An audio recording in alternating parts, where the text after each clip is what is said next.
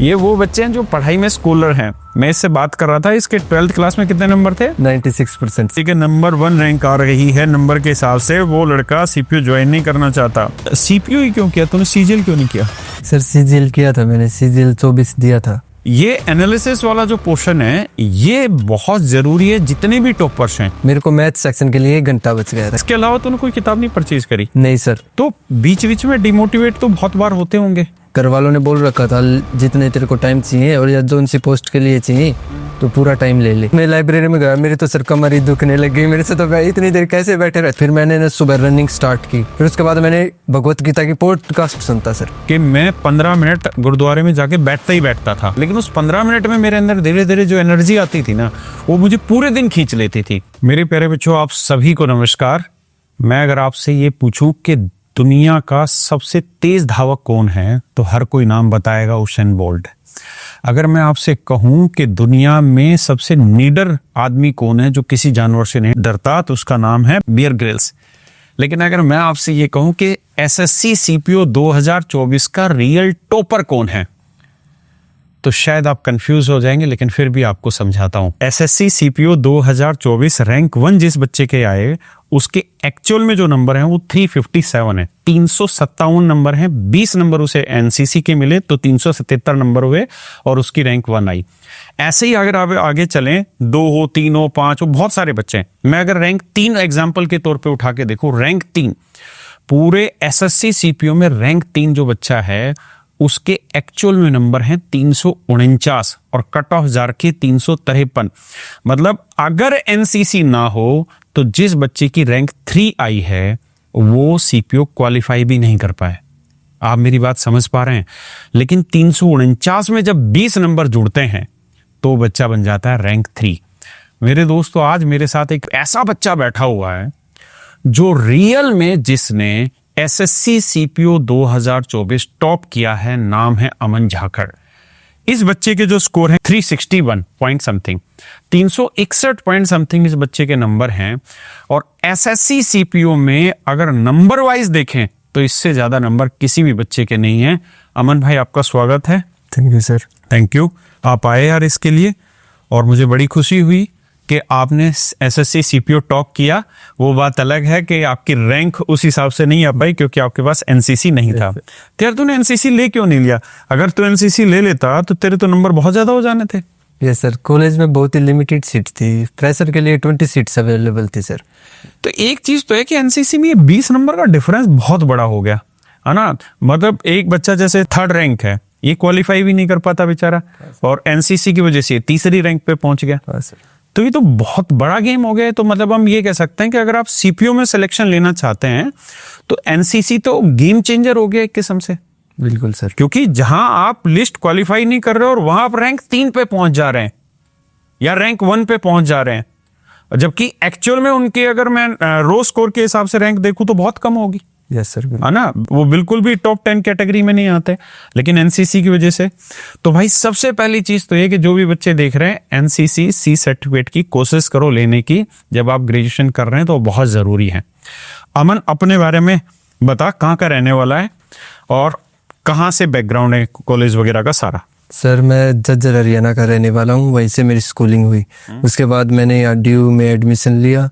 यहाँ मेरे पास बीएससी थी, पीसीएम तीनों सब्जेक्ट से। यहाँ से मैं पास आउट हुआ, और जैसे मेरा कोविड में पास आउट हुआ, उसके बीच में मैं जैसे कॉलेज तो ओपन नहीं हुए। अच्छा, कोविड के टाइम पे? हाँ सर।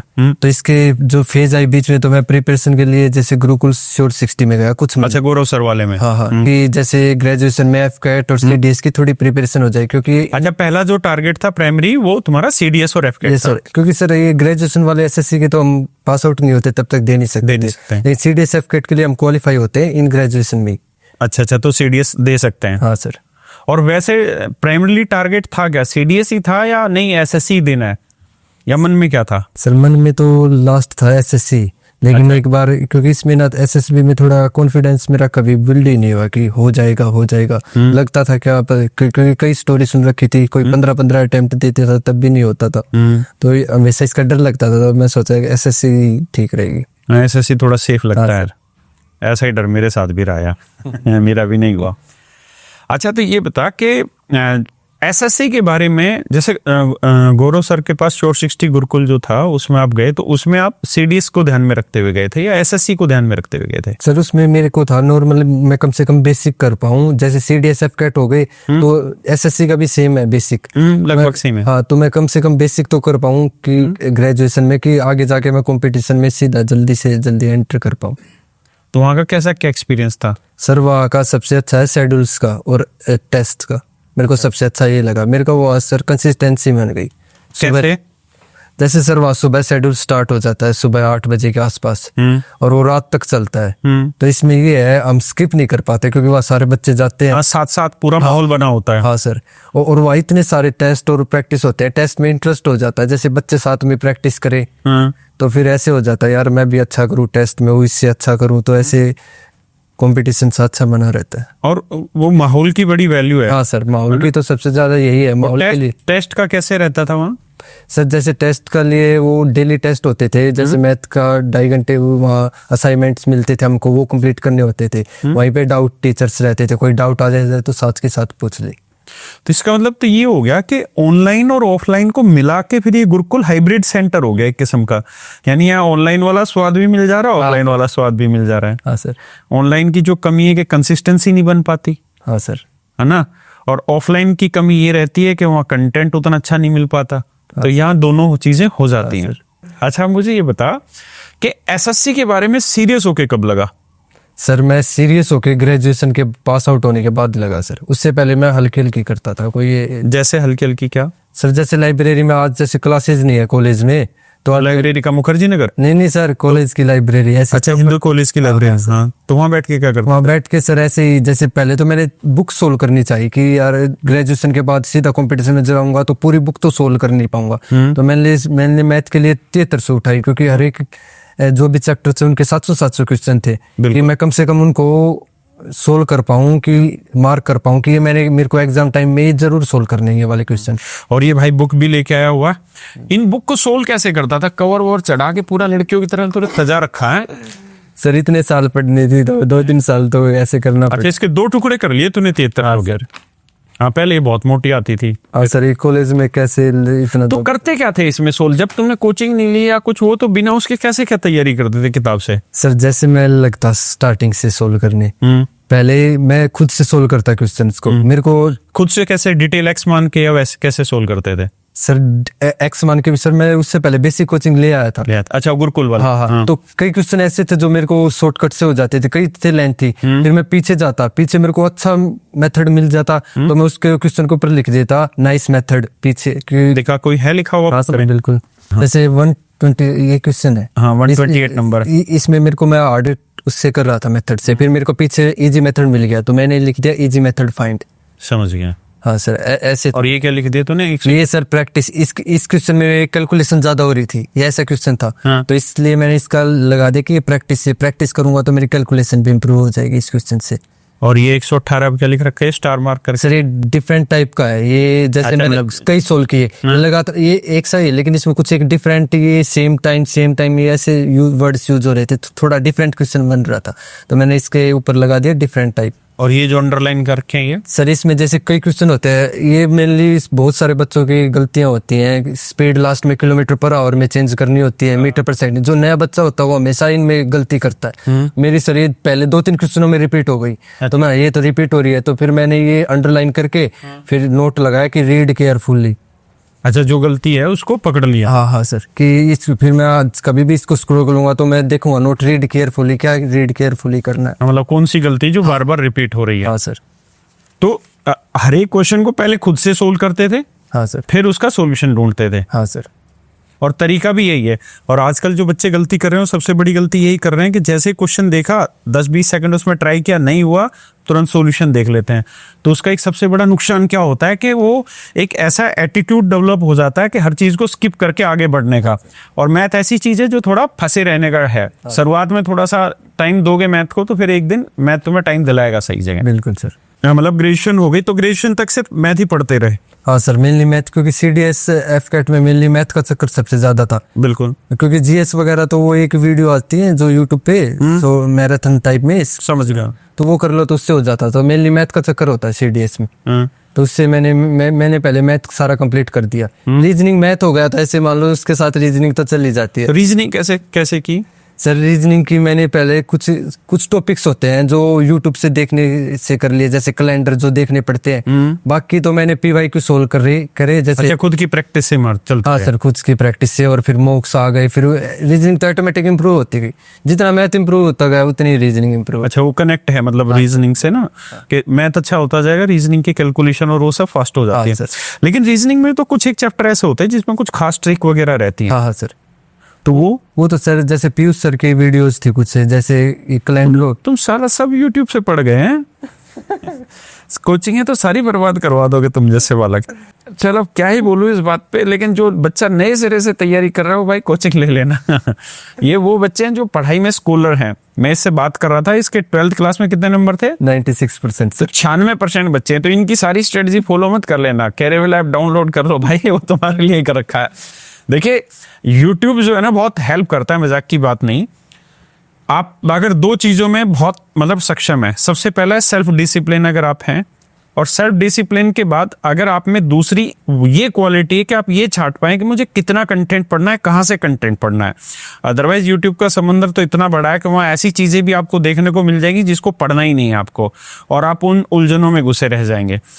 और ये बच्चे मतलब ब्रिलियंट थे 12वीं क्लास में, जिनके बच्चे के 96% नंबर आ रहे हैं, तो उनको तो थोड़ी बहुत ही हेल्प की जरूरत होती है, तो ये तो उसी से काम निकाल देते हैं अपना। तो पीयूष सर का रीजनिंग तूने वहां से रगड़ दी। हाँ सर। इंग्लिश सर जैसे मैं स्योर 60 में गया तो मैंने वहां से वकैब बुक कर ली। वो कैब बुक क्या नाम है? SK सर की है सर, वहाँ पर 3 वकैब बुक है। अच्छा, वो पढ़ाते हैं क्या वहाँ पे SK सर? ये किताब है? नहीं सर, बुक्स है। अच्छा। तो फिर मैंने ना वो बुक्स कर ली 3। फिर मैं सोचा अगली नेक्स्ट बुक पे जाऊंगा, इन्हीं को कर लेता हूँ, तो मैंने लास्ट तक वही रख ली। अच्छा, वो कैब अभी तक जो पेपर दिया? हाँ सर, हाँ सर। तो कैसे करता था उस वो कैब को तैयार? सर उस वकैब में सर, उसमें तो मिनोर जैसे ब्लैक बुक है, इसमें तो हिंट वगैरह कुछ ज्यादा दिए नहीं होते ट्रिक। उस बुक में साथ के साथ ट्रिक दी है। अच्छा, तो वो ट्रिक के थ्रू याद कर ले सर। और करते कैसे थे? मैं करते कैसे का मतलब ये पूछना चाह रहा हूँ कि एक तो तरीका है कि भाई 20 वर्ड लिखे और वो रटे जा रहे हैं, बार बार गर्दन हिलाए जा रहे हैं, अमन जाखड़ अमन जाखड़ अमन, एक तो ये है। और एक तरीका है कि सीधा सीधा बस पढ़ लिए, बात खत्म, अगले दिन फिर पढ़ लिए, बात खत्म। ऐसे सिस्टमेटिक पढ़ते चले गए। एक है कि पूरा उसे 10-20 बार लगातार पढ़ते रहो, मतलब वो तरीका है। तो कैसे करते थे वो? सर इंग्लिश ठीक थी, जैसे मैं 12th के बाद ही इंग्लिश मीडियम पढ़े हुए, न्यूज़पेपर भी पढ़ने लग गया था। लिखे मैंने वकैब कभी लिखी नहीं सर, कभी एक वर्ड भी लिख के नहीं देखा। हमेशा रीडिंग करता रहा। पहली रीडिंग में तो बहुत कम याद हुए, दूसरी रीडिंग में फिर हाईलाइट करने लग गया, जो वर्ड्स अब भी याद नहीं हो रहे। थर्ड रीडिंग में उनको अलग सर्कल किए, फिर ऐसे 2-3 बार रिवाइज किए सर, पूरी वकैब मेरे याद हो गई बुक्स की, इसलिए। और अभी पेपर में कैसा रहा तेरा वकैब का पोर्शन? मेरा वकैब का पोर्शन बहुत अच्छा गया सर। अच्छा, बढ़िया, मस्त, मतलब सारे सवाल ठीक हो जाते तेरे वकैब के? हाँ सर। तो तूने ऐसा नहीं किया कि YouTube पे 50 प्लेलिस्ट वकैब की भी हैं, तो तूने उन पे सर्च नहीं किया कि यार वहां जाके पढ़ लें, या YouTube पे सेशन चल रहे हैं उनको देख लें? सर सारी YouTube से लेने वाली चीजें नहीं होती, कुछ टाइम वेस्ट होता है सर। तभी मैं कह रहा था ना, ये बच्चे समझदार हैं। 12वीं क्लास में 96% नंबर ला रहे हैं, तो इनको पता है कि कहाँ किस किस चीज पे रिलाई करना है, और वो बहुत जरूरी है। अच्छा, तो ये वोकैब वाला तो मान ले इस तरीके से तूने एक ही बुक पकड़ी, कोई यूट्यूब सेशन वगैरह की जरूरत नहीं पड़ी और उससे कर लिया। और जो ग्रामेटिकल पोर्शन है वो, क्योंकि मेरे को, मैं भी उसी एरिया से हूँ, हरियाणा क्षेत्र से, तो मुझे पता है प्राइवेट स्कूल में ग्रामर कितने अच्छे से पढ़ाते हैं। वो लिटरेचर और उस चीज में तो रहते हैं, ग्रामर का तो इतना सोलिड नहीं कराते। तो ग्रामर कैसे तैयार की? सर ग्रामर के लिए मैंने गोपाल वर्मा प्रीफर किए सर। मैंने उनकी क्लासेस देख ली और फिर नोट्स बना लिए। वो नोट्स सर, एक बार ग्रामर तो ये चीज है, एक बार किसी भी टीचर की कर लो आप, एक बार हो गई बस, उसके बाद तो आप अपनी प्रैक्टिस पे ध्यान दो। अच्छा, फिर प्रैक्टिस पे ध्यान देते हो? हाँ सर। तो इंग्लिश में मतलब मैं अपने सवाल को दोबारा से दोहराता हूँ। Okay sir. कि जैसे तूने वोकैब को खुद से ही तैयार कर लिया सारा, उसको कहीं ना कहीं रिलेट करना, सारी चीजें माइंड में तैयार की, तो इंग्लिश ऐसा क्यों नहीं की तूने? गोपाल वर्मा सर से पढ़ने की क्या जरूरत थी? इंग्लिश भी ऐसे ही करता, कुछ ना कुछ जुगाड़ लगा के किताबों से। सर आपने बोला है, जैसे स्कूल्स में ये वाली चीज जो एग्जाम में आती है ये नहीं बताई जाती। नहीं बताई जाती, स्कूल्स वाला अलग होता है। तो फिर यहाँ आए तो एक बार किसी टीचर का करना पड़ा, क्योंकि और यूट्यूब पे भी तब इतना अपडेटेड कंटेंट नहीं मिलता, और वो सिस्टमेटिक चीजें नहीं मिलती सर।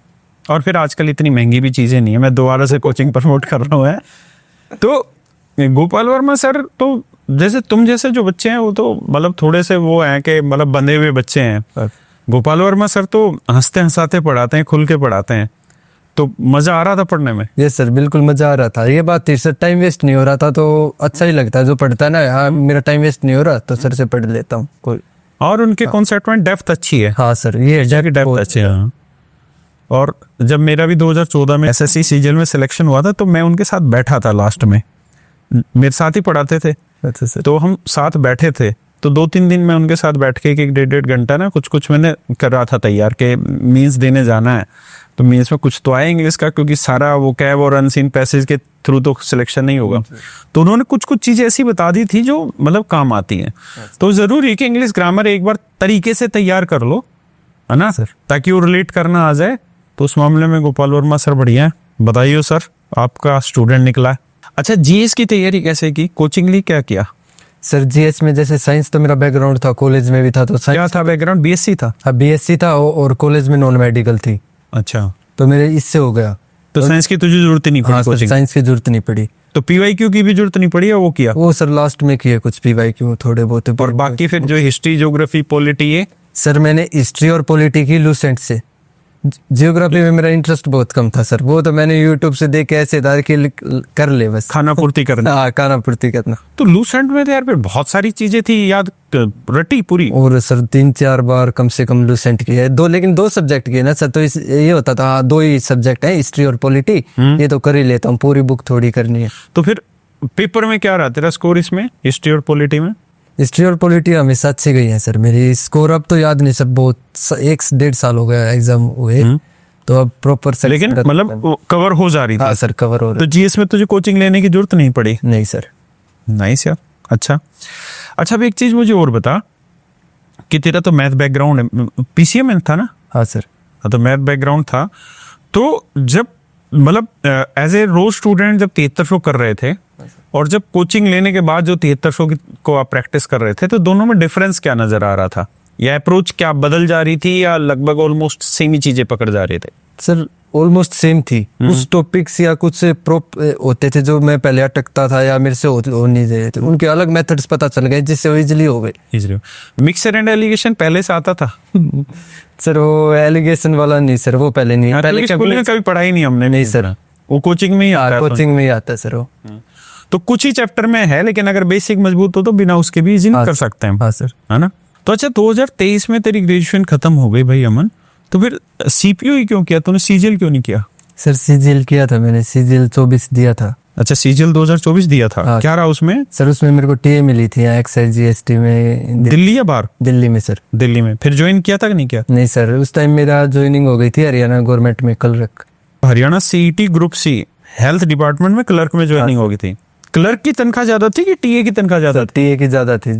फिर क्लर्क क्यों ज्वाइन कर? सर ये बहुत ही फ्लेक्सिबल जॉब थी वहाँ पर। हाँ समझ गया मैं, फ्लेक्सिबल का मतलब तैयारी करने का पूरा मौका मिल गया। पूरा मौका था सर यहाँ पे। और अभी आगे क्या टारगेट है? सर आगे है सीजीएल ही है सर, मेरे को डेस्क जॉब चाहिए मेरे लिए। एएसओ दिल्ली में मिल जाए, लोकेशन भी इम्पोर्टेंट है और डेस्क जॉब भी। मतलब ये तो सीपीयू की जॉब खराब करेगा हैं? देखो सर, एक्चुअल में जिस बच्चे के नंबर 1 रैंक आ रही है नंबर के हिसाब से, वो लड़का सीपीयू ज्वाइन नहीं करना चाहता। एसएससी चेयरमैन साहब ध्यान देना इस बात पे कि वेटिंग लिस्ट जरूर निकालनी है, और वो वेटिंग लिस्ट हर 2-3 महीने बाद निकालते रहे, ताकि जितने जितने बच्चे जाते रहे तो बाकी बच्चों को फिर वो मौका मिलता चला जाए। अच्छा, अभी अगर मैं बात करूं कि सीजीएल में 2024 में आपको टीए मिला, हाँ सर, और ये वाला एग्जाम भी आपको 2024 में ही हो गया था सीपीयू का। हाँ सर। तो फिर सीजीएल में कौन सी कमी रह गई जो वहां पे अच्छी पोस्ट नहीं मिल पाई, अच्छी रैंक सर नहीं कर पाई? सीजीएल में मेरे को होप तो थी अच्छी मिलेगी। जैसे क्वेश्चन गलत हुए 10 क्वेश्चन, अच्छा, आंसर की में 10 क्वेश्चन चेंज हुए थे सर, आपको पता होगा बात। बिल्कुल, 10। बोनस मेरे जो फर्स्ट आंसर किया उसमें 10 के 10 राइट थे। अच्छा, मेरे को एक भी क्वेश्चन का बेनिफिट नहीं मिला सर उसमें, इसलिए मैं उसमें गया। नहीं तो मेरे को उसमें लेवल 7 के मिल जाती सर। लोकेशन दिल्ली मिलती है ना मिलती, लेकिन लेवल 7 हाँ सर 7 मिल जाता, वो अच्छा था।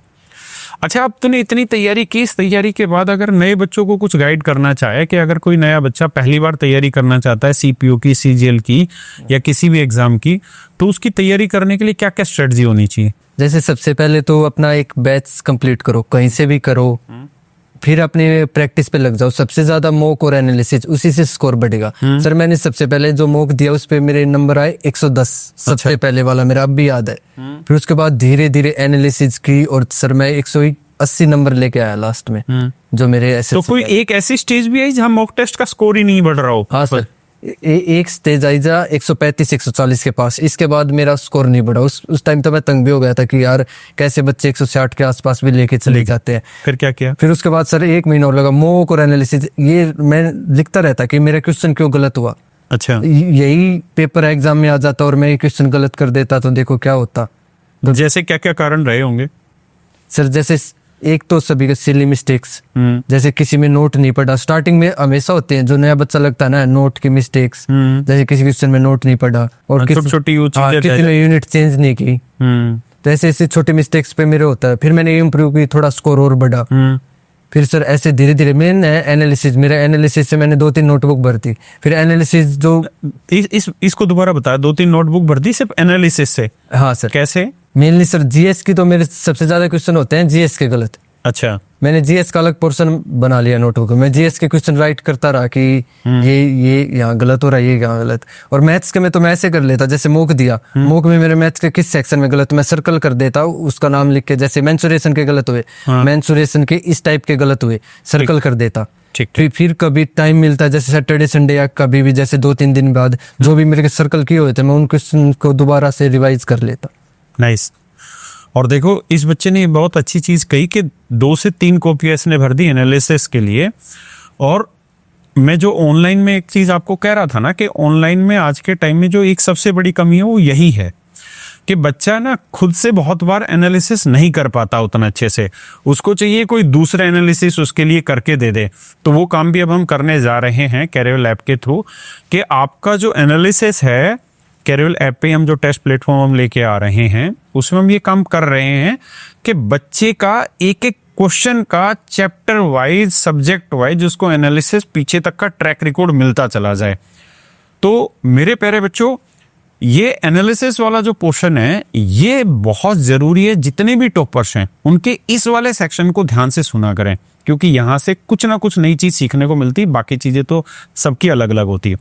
अच्छा, रिवीजन करते थे कि नहीं करते सर? आगे पर से पहले इसमें सर रिवीजन तो इम्पोर्टेंट है सर, वैसे रिवीजन सबसे बोरिंग होता है। हाँ, पहले जैसे बैच वगैरह कुछ स्टार्टिंग प्रिपरेशन करते हैं तब तो इंटरेस्ट भी बना रहता है, फिर एक बार रिवीजन कर लो तब भी दूसरी तीसरी बार रिवीजन करते हैं ना, ये सबसे मेरे को बोरिंग लगता था। फिर सर क्या करे, करना तो था ही, फिर धीरे धीरे करा, फिर ना सर इतने अच्छे मार्क्स आने लग गए, फिर तो इंटरेस्ट हो गया। बाद में स्टार्टिंग में बोरिंग लगा, फिर तो यार मार्क्स बढ़ रहे हैं, एक रिवीजन से मार्क्स बढ़े, दूसरे रिवीजन से और ज्यादा मार्क्स बढ़े, समझ गया। और फिर टाइम कम होता गया सर रिवीजन में, तब इंटरेस्ट हुआ। स्टार्टिंग के 1-2 रिवीजन के सर उसमें टाइम कंज्यूमिंग लग रहे थे, फिर बाद में तीसरा चौथा रिवीजन आया ना तब ऐसा लगा हाँ जल्दी जल्दी हो रहे हैं। समझ गया, लेकिन वो जरूरी है, उसके बिना भी बात बनेगी। हाँ सर, ये तो। अच्छा, एक चीज मुझे और बताना अमन कि इस बार जैसे एसएससी सीपीओ में इन्होंने क्या किया कि सेक्शनल उस चीज को कर दिया, 30-30 मिनट चारों सब्जेक्टों में बांट दिया। हाँ सर। तो पहले अगर इससे पहले की बात करें तो पहले क्या रहता था कि आदमी जीएस से कुछ टाइम बचा लेता था, कुछ टाइम में अपना इंग्लिश से बचा लेता था, और बाकी फिर सारा जो बचा हुआ टाइम है वो थोप देता था मैथ और रीजनिंग पे। इस बार उल्टा होगा कहानी। हाँ सर। इस बार मैथ के लिए बिल्कुल फिक्स टाइम हो गया, रीजनिंग के लिए फिक्स टाइम हो गया। तो इसमें दिक्कत आई कि नहीं आई? सर दिक्कत बिल्कुल आएगी सर। मेरे टाइम में जब मैंने सीपीओ दिया मेरे को मैथ सेक्शन के लिए 1 घंटा बच गया था कि मेरा मैथ सेक्शन लास्ट में आया ना, तो मैंने लास्ट में मैथ अटेम्प्ट किया 1 घंटा। 1 घंटे में 50 क्वेश्चन, तो देखो सर बहुत इजी, बहुत ईजी। मैं ना लास्ट के 10 मिनट तो मेरी ऐसे बच गई थी यार, क्या करूँ, अब तो रिवाइज भी कर लिया। तो ये था। अब अगर मॉक टेस्ट देते हो 30-30 मिनट वाले तो उसमें तो फंस जाओगे। हाँ सर, उसमें तो सर कम से कम 50 क्वेश्चन के लिए शायद 40-35 मिनट तो मिनिमम होनी चाहिए। हाँ, वो 30 मिनट में करना थोड़ा मुश्किल काम हो जाता है 50 क्वेश्चंस के लिए। हाँ सर। तो वो एक इश्यू होता है। अच्छा, एक चीज मैं आपसे ये पूछ रहा था कि जैसे 7300 वाली 2 टुकड़े कर रखे इतनी किताब के, इसके अलावा तूने कोई किताब नहीं परचेज करी? नहीं सर, क्योंकि सर इसमें इतने सारे क्वेश्चन थे, इतने टाइप्स कि ये करने के बाद सर टाइम भी इतना दे दिया इस बुक को, फिर किसी और में जाके टाइम वेस्ट है। इससे अच्छा तो मॉक लगा के वही क्वेश्चंस को एनालिसिस कर ले कि कोई नया क्वेश्चन आ रहा है मॉक्स में उस टाइप का देख ले। तो 7300 मेरे को लगी, मैंने तो पूरी बुक सोल्व की बस। अच्छा, पूरी बुक सोल्व। हाँ, मैं 2-3 बुक्स में जाएंगे तो वही है, कुछ टाइप छूट जाएंगे, कुछ रह जाएंगे, तो कोई फायदा नहीं है। तो एक बार करो लेकिन तरीके से उसको खत्म कर लो। अच्छा, जब आप अपनी तैयारी की जर्नी चलाते हैं, जैसे सीडीएस आपका 3 बार हुआ, एफकेट हुआ, लेकिन वहाँ सिलेक्शन फाइनली नहीं हो पाया, और सीजीएल के थ्रू भी आपको उतनी अच्छी पोस्ट नहीं मिली जो आपको चाहिए थी, हाँ सर। तो बीच बीच में डिमोटिवेट तो बहुत बार होते होंगे, हाँ सर। तो कंसिस्टेंसी मेंटेन कैसे करा पाते थे खुद की, या खुद को मोटिवेट कैसे रखते थे? सर मोटिवेट तो ये था, जैसे फैमिली प्रेशर भी नहीं था कि जॉब अभी चाहिए। घर वालों ने बोल रखा था जितने तेरे को टाइम चाहिए और या जो उनसी पोस्ट के लिए चाहिए तो पूरा टाइम ले ले। ठीक है। दूसरी बात ये सर, मैं जैसे ग्रेजुएशन से आया, दिल्ली गया, दिल्ली से अपने रोहतक लाइब्रेरी में आया, तो ये था सर, इतनी सीटिंग नहीं हो पा रही थी। सुबह चाहिए 7 से 7, मतलब 12 घंटे की मैं सीटिंग लेता था। मैं रात को नहीं पढ़ता था सर, ओनली। अच्छा, सुबह 7 से 7 बजे तक लगातार पढ़ता था? हाँ सर, बीच में जैसे खाने का हो गया, छोटे मोटे जो ब्रेक, जो छोटे मोटे ब्रेक थे वो लेता था सर। अच्छा। फिर उसमें लाइब्रेरी में गया, मेरी तो सर कमर ही दुखने लगी। मेरे से तो भाई इतनी देर कैसे बैठे रहते हो, वहाँ बच्चे देखे बैठे रहते हैं, मैं ये तो यार कैसे बैठे रहते हैं। फिर एक हफ्ते तो परेशान हो गया, सोचा यार चल ही लेता हूँ। फिर उसके बाद सर मैंने थोड़ा लगाया कि फिर मैंने सुबह रनिंग स्टार्ट की। ब्रिलियंट। हाँ। फिर रनिंग करने के बाद सर मैं जैसे लाइब्रेरी आता, 10-15 मिनट का रास्ता था, 15 मिनट। फिर मैंने पैदल आता? हाँ सर, नहीं पैदल नहीं सर, स्कूटी पे आता। तो फिर उसमें ना सर मैंने ना पॉडकास्ट सुनता।